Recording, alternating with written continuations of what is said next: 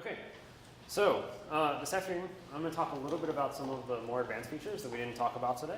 And I'm going to talk about two particular ones at the beginning, and then the rest of the talk I'm going to focus on the explicit GoCell example tutorial that's actually on the webpage. So I'll give a pointer to that when I get there. And you can actually follow along on the webpage if you want at the same time. But first, two problems that we have solved that you should be aware of, or at least when you go to write Legion programs, you should be aware of. So the runtime API that we have is pretty detailed, and we require that applications manage all of their logical and physical regions all within the same program. Right, and there's actually a really natural analogy to what actually goes on in a lot of the programming languages that we use today. And this looks a lot like the mapping that occurs between variables and registers, which a lot of our compilers handle for us, right? In fact, we have some variables, and our compilers automatically know how to map those on the physical registers that our processors actually use when they execute. And the problem is that effectively writing to the Legion runtime API today actually requires you to manage both logical regions and physical regions in your application. And so this can cause some problems, as I'm going to point out. But before I go on, I'll give a little advertisement for Elliot's talk this afternoon on the compilers that the Legion language doesn't have this problem, because just like compilers can manage the mapping between variables and registers, our compiler can manage the mapping between logical regions and physical regions. But right now, if you're going to write to the C++ API, you've got to do all this work yourself. So let me show you an example of something that can, sort of a performance bug that can occur if you don't take care and be aware of what can happen with these mappings of physical regions. So one of the things that you might have this parent task. He maps a region R, and then he launches off two child tasks that each are going to ask for R also. When we go to run these child tasks, our runtime is going to see these child tasks get launched, and then it's going to do the dynamic dependence analysis. And one of the things that it'll detect is that it'll actually figure out that these child tasks need to wait for their parent task to actually unmap the region R. If the parent has mapped a physical instance of region R, this child task is going to, in order to use it, the child task can't finish using it until the parent task runs, and then your parent task can't, actually finish until the child task finishes, so you can get yourself stuck in a cyclic loop. And very early version of the Legion runtime actually would cause your program to hang. We've actually fixed that now, and the way that we fixed it is that the runtime does a little bit of dynamic analysis, and it recognizes that your parent task has mapped region R, and it's about to launch a child task that needs that region R.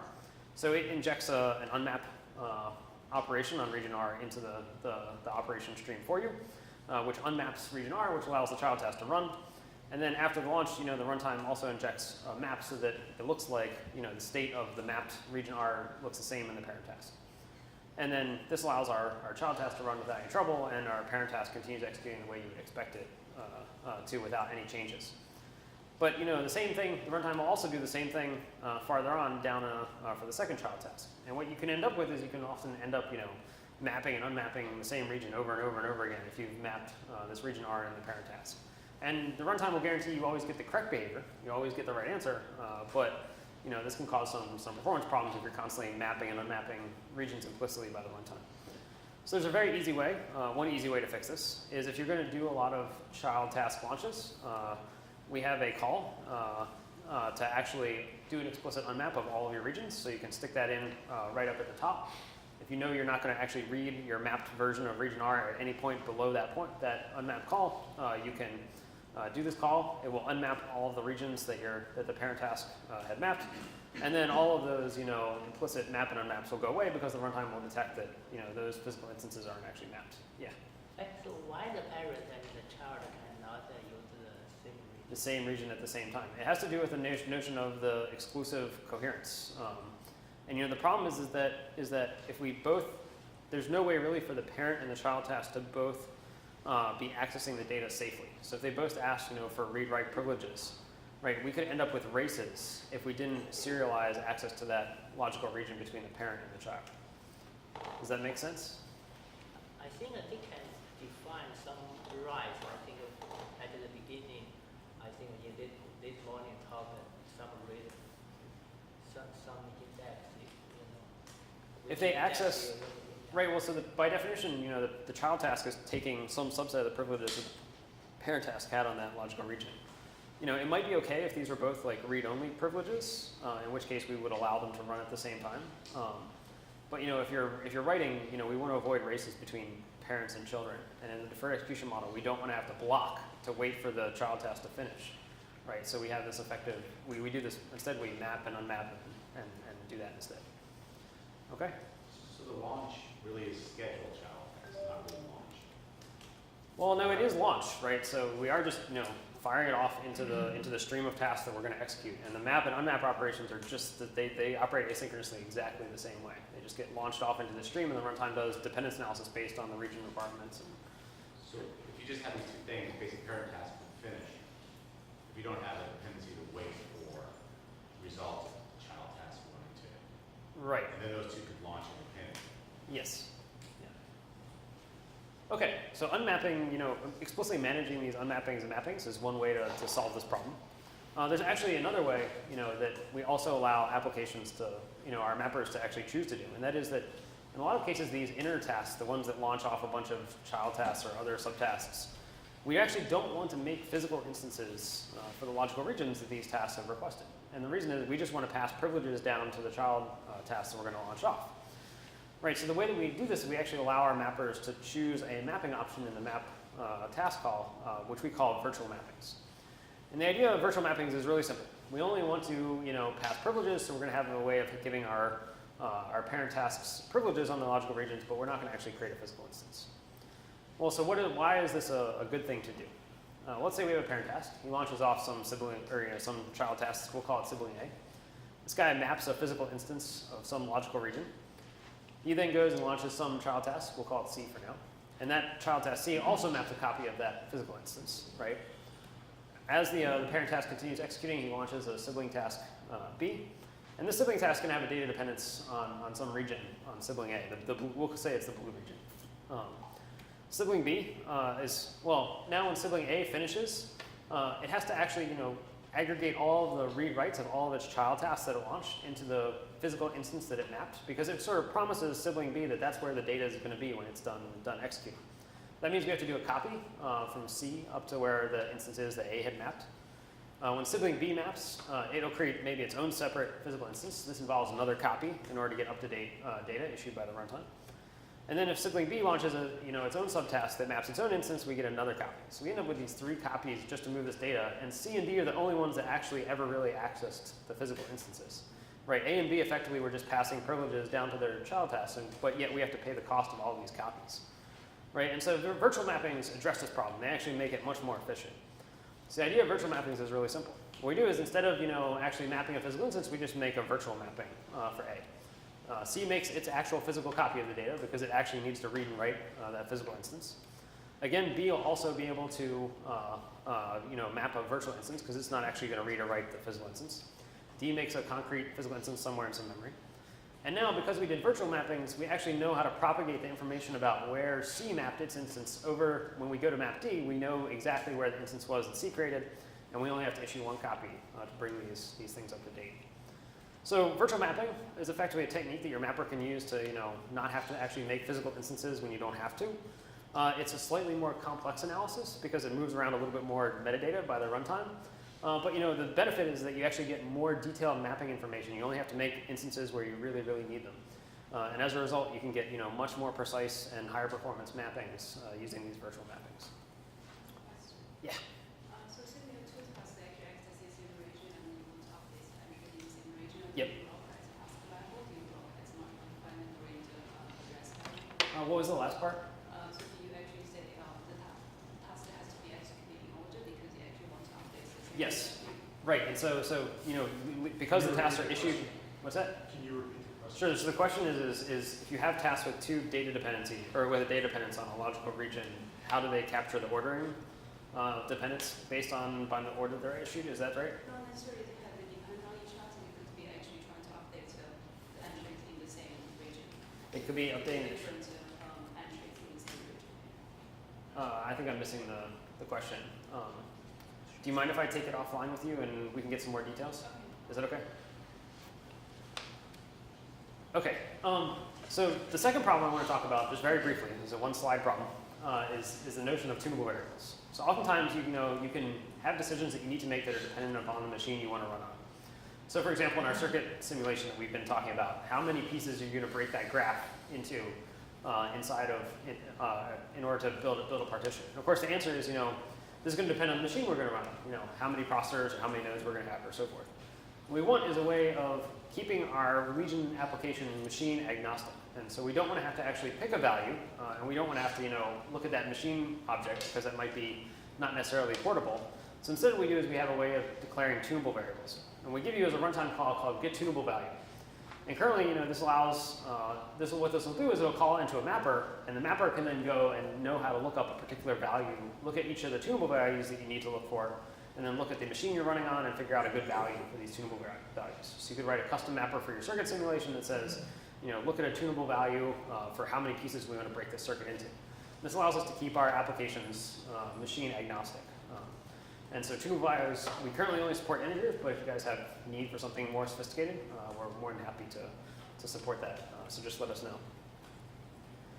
Okay, the rest of this talk, what I'm going to do is I'm going to focus on the explicit ghost cell region tutorial that's on the website and sort of talk about some of the more advanced features that we need for doing things like explicit ghost cell regions.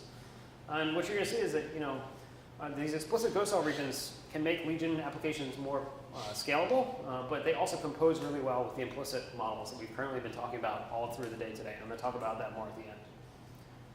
Okay, so let's talk about some simple problems first. So when we talked about region requirements this morning, we mentioned that all region requirements have this default exclusive coherence when tasks name the logical regions they're going to access. So what does this mean? Well, this means that if we have two tasks, T1 and T2, that both access some region R with read-write privileges and exclusive coherence, that means that when they're issued in the order T1 and then T2, the runtime will infer that there exists a data dependence between these and guarantees that these two tasks are going to execute in order. But in a lot of cases, for many applications, this exclusive coherence is a little bit overly restrictive. It's a little bit too powerful. It says, implies some ordering that maybe we don't necessarily need to have. What happens if we just need to have those tasks be serializable with respect to each other? Or what happens if we want to do our own fine-grained synchronization between two tasks accessing those regions? And our solution is to introduce the ability to add relaxed coherence modes on these region requirements. So let me give you an example of one relaxed coherence mode. So the first one is atomic coherence. And the idea is that we want to guarantee serializable access to logical regions, but we don't want to have to imply an explicit order between two tasks accessing the same region. So let's do an example. T1 and T2. T1 is accessing two regions, R1 and R2. And specifically look at R2. T1 is accessing with read-write privileges, but atomic coherence. And task T2 is accessing the same region, R2, with read-write privileges and atomic coherence. Well, because these are atomic coherence on R2, we might end up having T1 run first and then T2 run first. But alternatively, we might also have T2 run first and then T1 run. Say, for example, if T1 is still waiting on the results that are going to be in R1, it might not be able to run yet, but T2 is able to run because the data is there. So we might run T2 first and then run T1. And effectively, atomic coherence allows the runtime to reorder these tasks around each other as long as we guarantee that there's serializable access to the logical region. So it's a more relaxed way of describing the dependencies that exist between tasks. You don't actually need to have a true data dependence, you just need to have some ordering on tasks. And there are a lot of applications that have these kind of properties. Currently, we implement atomic coherence with some fancy techniques that we call reservations. It allows us to do atomic coherence in distributed memory systems. In the future, if hardware supports transaction memory and stuff, we could use that to implement atomic coherence, but we're not quite there yet. Okay, let's actually talk about a second sort of even more relaxed coherence model, or coherence mode that we support. And so one of the ones that you might want to do is sometimes you might actually want to tell the Legion runtime, get out of the way, I actually want to own this coherence between these logical regions. It's okay for these tasks to run at the same time and access the same region, and I'll take care of synchronizing because I have some finer grained synchronization property that I want to guarantee on a logical region. So to give you an example, T1 and T2, again, both accessing the same region with simultaneous coherence. You could actually have these tasks execute in any manner of order. You could have T1 go first and then T2. You have T2 go first and then T1. They could run exactly at the same time. They could overlap a little bit, but maybe not all the way, and they could do that in opposite order as well. So there's all sorts of, simultaneous coherence says, effectively, tell the runtime, I'm not going to enforce, I don't need any enforcement of data dependencies or coherence on this region. I'll take care of managing access to the shared data. One important property that we guarantee with this simultaneous coherence is that we ensure that all the updates are going to be observed by all tasks that have this region mapped with simultaneous coherence.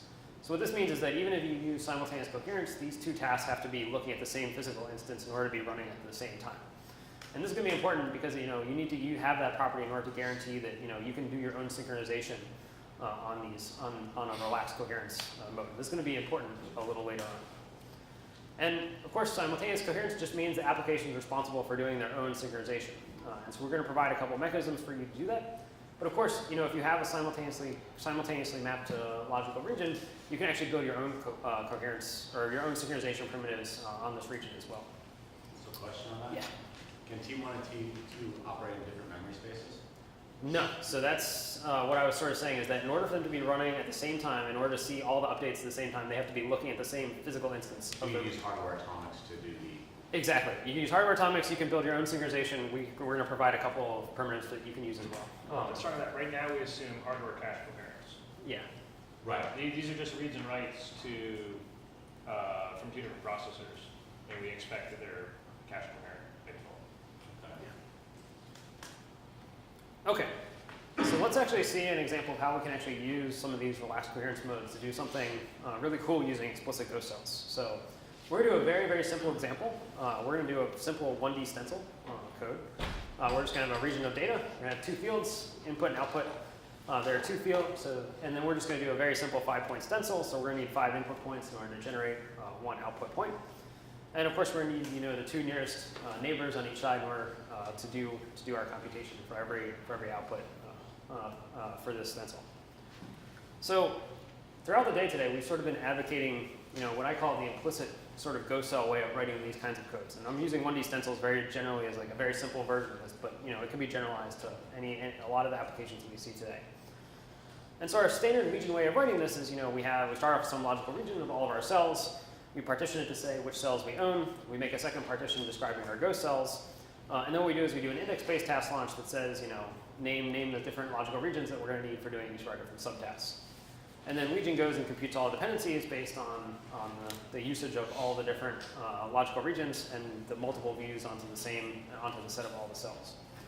And so what this looks like is, we have a set of processors. We have some top-level task that's running on processor 0 or node 0, whatever you want to call it. And what he's doing is he's launching, stencil tasks across all of the processors in your machine or your system. And this works great. In fact, it's really simple to code, and because logical regions give you ways of describing different views, this makes it really easy to write this implicit ghost cell example. But this actually adds a little bit of a challenge, and that is that at some point this sort of sequential model of having just two levels of tasks where you have a sort of a top level task on one node, launching different subtasks. At some point that's going to stop scaling. In fact, usually it turns out around 32 to 64 nodes is when you sort of run out, depending on the application you're doing and how much work you have to hide latency and other stuff. But there becomes a sequential bottleneck on that, on the runtime, on doing a lot of the analysis and meta work on node or processor 0. And so this implicit ghost cell model will get you pretty far, but it probably won't get you out to the scales that you really, really care about. So how are we going to address this problem? In fact, this is actually the way that we address it for S3D. And as we actually use logical regions to create an explicit ghost cell scheme.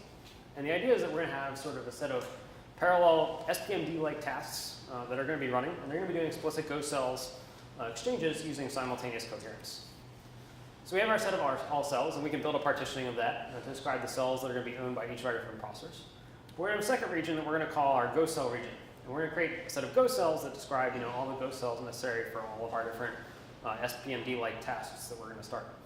And we're going to partition it up for however many SPMD tasks, and then for each one of those, we're going to partition left and right sub-ghost cells. That's what those little two logical region partitions are down at the bottom.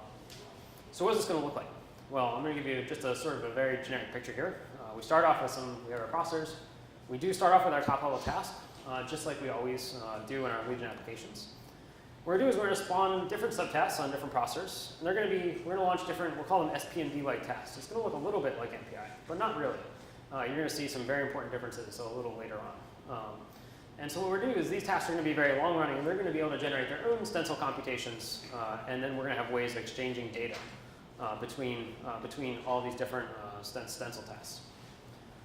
So these tasks are going to request privileges on both their owned and ghost logical regions. So they're going to need their own cells. So for example, this SPMD task in the middle is going to need privileges on its own cells. It's also going to need privileges on its own ghost cells, so pointing there with those orange arrows. And then also that's going to need access to, or it's going to need privileges on its neighbor Go cells. So it's, its left and right nearest neighbors. And of course your question is, if you looked at all the different SPMD tasks, would you notice that these region requirements actually overlap with each other? And of course the answer would be yes. Right? If you look at the SPMD tasks on the right, you can see some of the privileges, pointing to the same logical regions. If you're going to be reading and writing from all of these, isn't there sort of a conflict here that's going to cause some synchronization between these tasks? And normally the answer would be yes, but if we use simultaneous coherence, we're going to get rid of that restriction. Instead, what we're going to do is manage the coherence ourselves, or the synchronization ourselves. Okay, so by annotating everything with simultaneous coherence, we're going to be able to run these SPMD tasks at the same time. Okay, well, if you remember, earlier today, Sean talked about the containment property, which is, if different tasks are launching, sorry about that. If tasks are launching different subtasks, how do you go about doing dependence analysis between subtasks being launched in different parent tasks? And the answer is Legion actually doesn't solve this problem. It's up to sort of the application to control the synchronization between those different stencil tasks. So you get the right versions of the data that they're going to need and actually to do their computation. And the way we're going to do this is with the synchronization parameter that we call phase barriers. You should throw away all notion of what a barrier means in the context of MPI. Please just wipe it out of your mind, okay? Instead, what phase barriers are going to operate as are more like producer-consumer synchronization barriers. So if anyone's ever used phasers in Java or producer-consumer bits or phasers in X10, this is more in line with the kind of synchronization that we're going to be talking about. And the idea, the way it's going to work is that a phase barrier is going to provide, you can have a set of arrivals, people that are going to arrive on the phase barrier to say what's going to trigger, and then a set of consumers that are going to, be able to consume that value. So let me give you an example of what this, how phase barriers are going to be used to synchronize these stencil computations. So we have our, our top level task. It launches the SPMD task. We've got some stencils that we're going to do. What we want to do is make sure that each of the stencils get the right version of the data from their nearest neighbor tasks. And so what we're going to do is we're going to issue an explicit region-to-region copy in each one of our SPMD tasks. And then when the explicit region-to-region copy to move data between two explicit Go cells happens, we're going to trigger a phase barrier from one of the copies, say in processor 0, and then the guy in processor 2 is going to consume or set to wait on that phase barrier in order to know that the copy has actually completed. And we can do this for each of our different tasks. So everyone can launch explicit region-to-region copies to move data to their nearest neighbor Go cell regions. And then trigger phase barriers marking that they've actually signaled saying that the copy has been issued. And then as soon as the copy is done, the phase barrier will trigger, and then the stencil that's going to need that value is going to consume it. And of course, we have to do our nearest neighbors in both directions as well. So we have two sets of copies, two sets of phase barriers to move data between, to signal completion of the copies, and then the stencils are actually going to consume the results of these copies. Importantly, the benefit of these phase barriers is that both sets, the arrival sets and the waiter sets, can actually be dynamically computed. So if you have more sophisticated synchronization mechanisms or patterns where, for example, you might not know how many arrivals or waiters you're going to have until runtime, such as like you might encounter in like an AMR application, you can actually dynamically compute these sets. We actually allow the number of arrivals on phase barriers to change dynamically at runtime. Okay, and finally, Elliot mentioned earlier today that launchers have, entries for other kinds of arrivals or other things that they need to wait on or other things that they should trigger when they're done executing. And so phase barriers are an example of one of those synchronization primitives that are also available on launchers for composing synchronization between operations in different contexts. Okay, I've actually been skipping over one of the important details of this sort of very simple 1D stencil task. And that is that we need some way of guaranteeing that these tasks are going to all run at the same time. Legion makes no guarantee by default that tasks are going to run concurrently. And if we're going to actually synchronize between different tasks, we need to encode this that tasks need to run at the same time. And so the way we're going to do this is we're going to provide a way of doing what we call epic launches, which are effectively launch a set of tasks which we all want to run at the same time. And so most epic launchers have a special launcher. It's like a meta launcher. And effectively what it does is it's just a container for your normal task launchers. And so you can just put tasks into these must epic launchers. And when you do a must epic launch, it sort of tells the runtime, you need to make sure that these tasks can all run at the same time because they're going to need to synchronize with each other. You can use any coherence with meta launchers, and the runtime is actually going to figure out if there's any conflicts which might cause these tasks not to be able to run at the same time. So any interfering regions, you're actually going to use simultaneous coherence to run these tasks at the same In order to map these must epic launches, we actually have a separate mapper call. And the reason for that is this mapper call needs to handle a bunch of different properties. It needs to make sure each of these tasks get mapped to a different processor so they can run at the same time. And then also needs to make sure that simultaneous coherence map to the same physical region so they can all see all of the read and write updates at the same time. So there's a separate mapper call for doing this, map must epic. I talk about it in a lot of detail in the tutorial, so I'm not going to get into a whole lot of detail here. One of the important things we do give it is a set of the constraints that needs to make sure it matches for the simultaneous coherence in order to get good mappings. And then the runtime, again, will check that your mapping is going to make sure that all these tasks can run at the same time. If it doesn't, your mapping will fail and you can try again, just like any other task mapping. Simultaneous coherence introduces a very, very interesting property, which is once we've sort of launched our SPND-like tasks and we've mapped them and they're all running at the same time, they've all mapped their regions to the same place, they sort of assume that those simultaneous coherence logical regions don't actually change. They can't actually be unmapped or remapped if you launch further subtasks. And the reason for that is pretty simple. Just to give you an example, we might have our SPND task launching on or running on the CPU. And what it does is it actually creates, it might have some copies of its explicit Go cell regions in its DRAM that it mapped as part of the must epic launch. So these are physical instances in the DRAM. And when it goes to launch its stencil, it might try to launch its stencil on the GPU. And in order to run that stencil on the GPU, you're going to need to move some of that explicit Go cell region down into the frame buffer so that the GPU task can actually see it.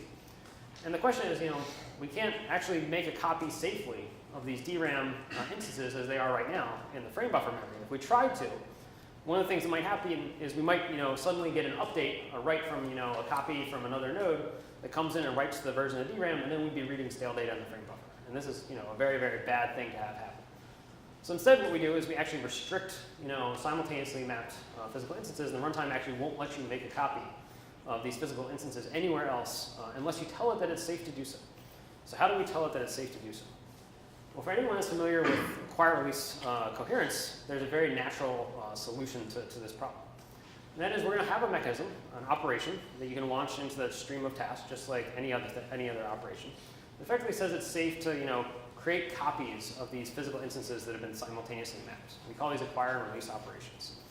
So an acquire indicates that it's safe to make copies. Effectively, the runtime, the application is saying, it's okay, I've handled the synchronization, it's safe to make copies at this point, and the runtime will then say, remove the restricted access on that physical instance. And then at some point later, the application will release the coherence, at which point it says, you need to go back to restricting access to this simultaneously mapped physical instance and make sure it's the only valid copy of the data because I'm expecting some writes or something else to come in and see it. And you can apply these acquire and release operations to specific regions and fields, just like any other operation. So if we put this all together, what does this look like? Let me just show you the 2-node version of what this stencil exchange looks like for the explicit Go cell region computation. So we have some memories, and we have a CPU and GPU, or CPU DRAM and a frame buffer. I'm going to show time going down the y-axis here. We have our own nodes, which are mapped in our CPU DRAM on the node on the left. We have our left explicit Go cells. We'll call this an instance I4. On the right side, we have something similar. We have our own cells in I2 and our right explicit Go cells in instance I3. All these are in the CPU DRAM memory. Node 0, he's initially going to issue a copy, an explicit region-to-region Go cell copy from instance I1 to instance I3. So from the gray one on the left to the purple one on the right. Node 1 is going to do the exact opposite, copy from I2 to I4 to move the explicit, to fill in and populate the explicit Go cell regions in the left logical region. And then what we're going to do is we're going to do an acquire operation to say that it's safe to make copies of these explicit left and right Go cell regions because they were mapped with simultaneous coherence. In order to do this, we use a phase barrier. So there's a phase barrier that will trigger when the copy completes, and the acquire operation is waiting on that phase barrier to trigger before it can actually run. We do the same thing for the copy operation coming from node 1 to node 0. We can then do our stencil computation. Let's say we actually wanted to map our stencil onto the GPU. In order to do that, we need to make a copy of left in the GPU DRAM, call that instance I5. And we can only do that starting once that acquire operation has completed, because that sort of indicates that it's safe to actually make a copy. The same thing is true of the stencil occurring on node 1.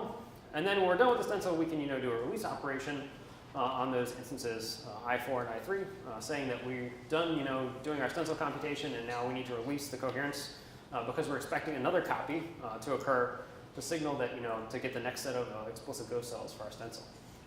We also use phase barriers to mark that it's safe to do the copy to avoid write after read dependencies. So we have phase barrier synchronization, effectively saying it's safe to write again. And so this allows us to give a very machine agnostic way of expressing these sort of ghost or stencil computations with explicit ghost cell logical regions.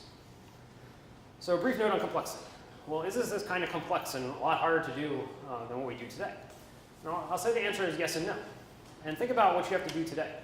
In order to do this today, you have to write MPI calls to move data between the nodes. You have to synchronize your MPI. Then you have to write CUDA, mem copies to actually move all the data around. It's not very composable. It's very hard to hide latency. It gets, very complex.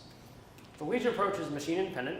So nothing that we said in those operations that said it had anything to do with our machine. Effectively, acquire and release didn't constrain where we mapped our tasks, our stencil tasks.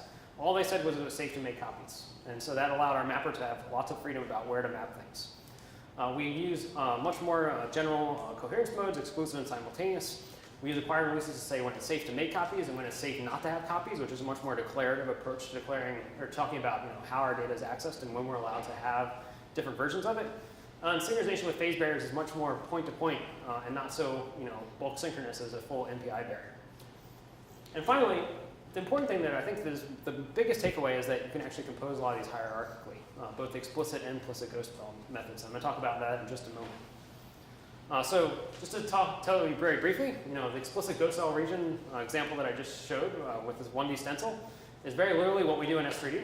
We use explicit ghost cell regions with phase barriers to do all of our 1D stencils. We're doing it in 3D space, but effectively the technique is the same.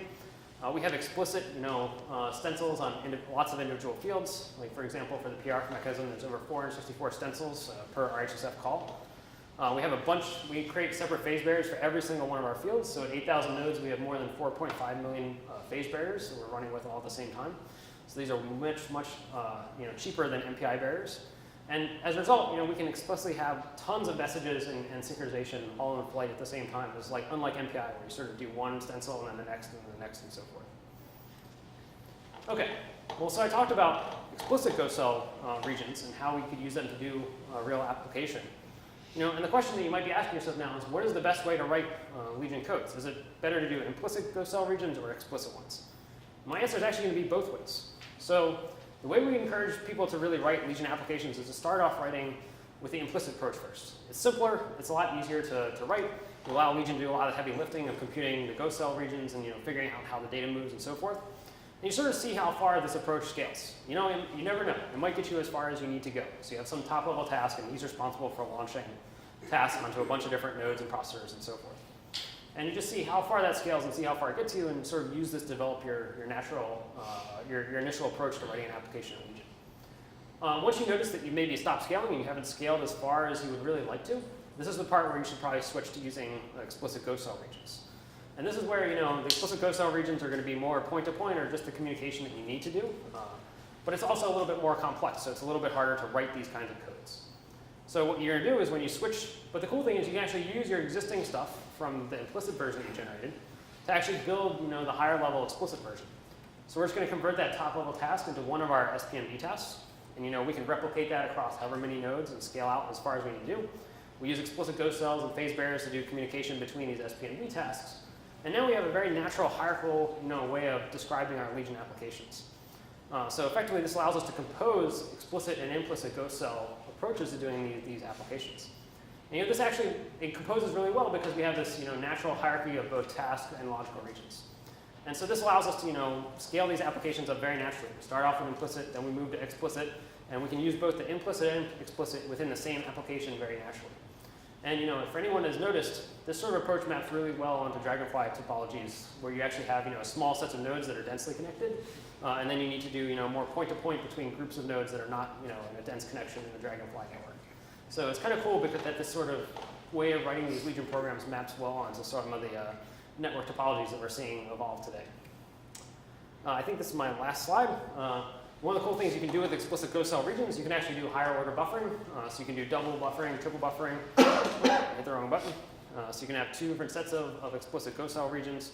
You can do arbitrary depth to hide longer message latency. Who knows how deep or how long a latency we need to hide at exascale.